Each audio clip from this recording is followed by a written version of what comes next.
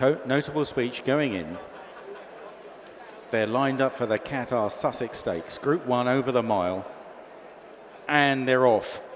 Away well was Henry Longfellow, going forward very early under Ryan Moore from Sunny Liston, and then Notable Speech and Facteur Cheval, and a little away from the others in the yellow jacket in the early stages is Maljoom, racing through the first furlong or so. So Henry Longfellow looks like making this a reasonable test from Sunny Liston in second.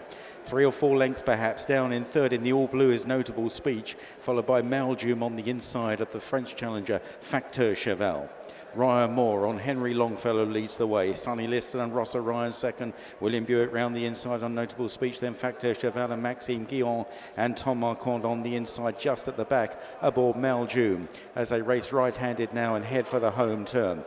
Henry Longfellow by about a half length to Sunny Liston. They're followed by Notable Speech covered up. Facteur Cheval inching closer on the outside, and Maljoom still last of the 5 runners as they now race past the 3 furlong marker. Henry Longfellow nearly joined by Sunny Liston. Notable Speech is waiting in the wings on the inside of Facteur Cheval, and then Maljoom. Ryan Moore just nudges along on the leader, asking for a bit more. Sunny Liston goes well. Notable Speech is poised to pounce in behind them, then Facteur Cheval and Maljoom. Henry Longfellow under maximum pressure now, and Notable Speech dives for the far side at the cutaway and is now delivered by William Buick. Sunny Liston, Facteur Cheval, Maljoom down the outside. Notable Speech picking up brilliantly as he did in the 2000 Guineas. Maljoom finishes up well, but Notable Speech will have the final say in the Sussex Stakes. From Maljoom on the near side of Facteur Cheval, Henry Longfellow back in fourth, and finally Sunny Liston. Will Buick alongside, huge congratulations. That must be I guess a real buzz to get him back to his very best. Yeah, it really is. You know, such a brilliant Guineas winner, and to get him back here today and to do how we did it was great. You know, he was sort of, we were quietly hoping and confident that he would show his best today. And look, I think he did. He's you know, he showed his customary turn of foot and you know, his sort of the way he glides through the race as well. So no, a great performance, and you know,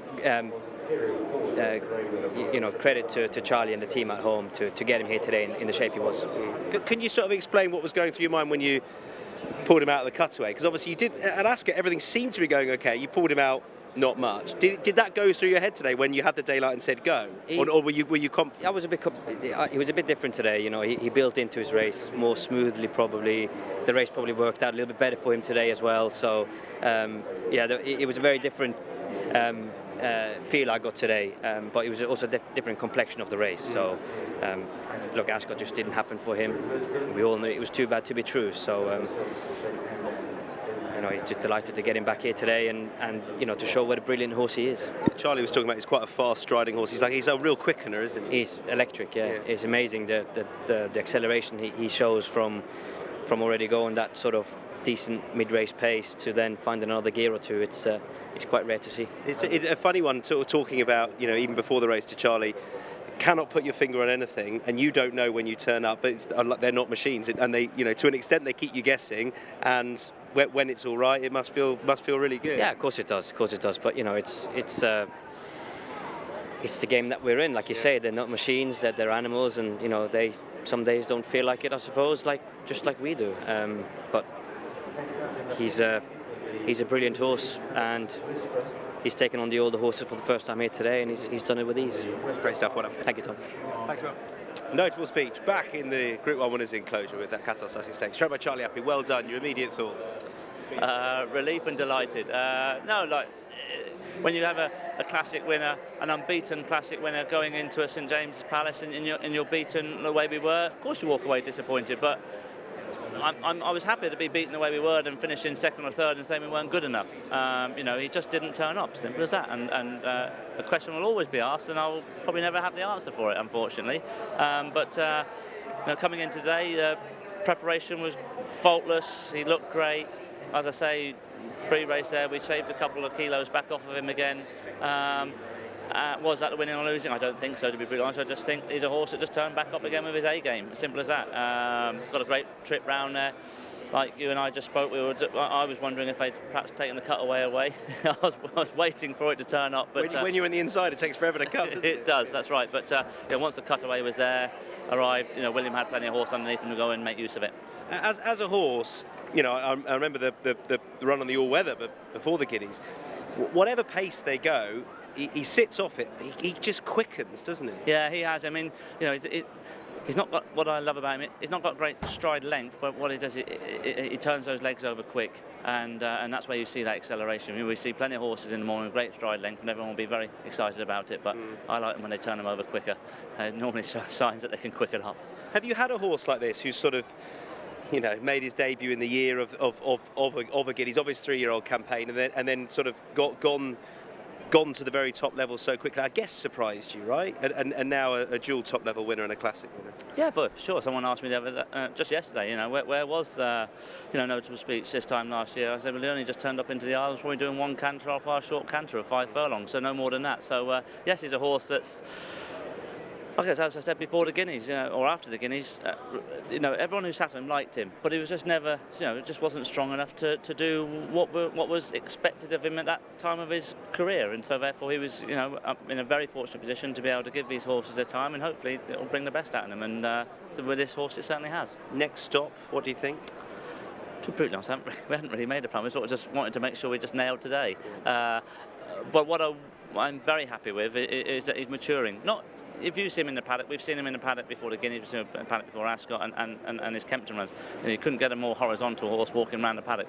But what he's learnt is coming down to races in the stable yard. That he showed immaturity in the past, and full credit to Emily who looks after him and all the team back home. We've done a fantastic job with him. Is that the horse is learning to mentally be more mature in between it all. On the actual race itself, you couldn't get a more mature horse considering the lack of experience he has. But the rest of it's all starting to click into place now, and I feel that's hopefully going to keep this horse to the top table of where he is. Could it be on the plane to America? That's what a lot of people said after he won at Kempton, wasn't it, obviously, and of course we'd love to go there. Then you went and won a Guineas. Yeah, but not just that.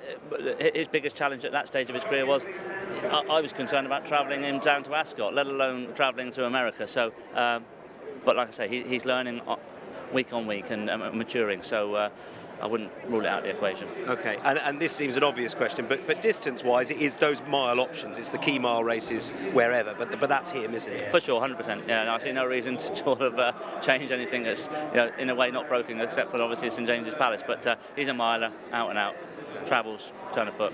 While we're on Breeders' Cup, Aomori City, I didn't ask you yesterday. Could he be a possibility for a juvenile race there? Or no? Yes, most strongly. He's a horse that we'd had penciled into.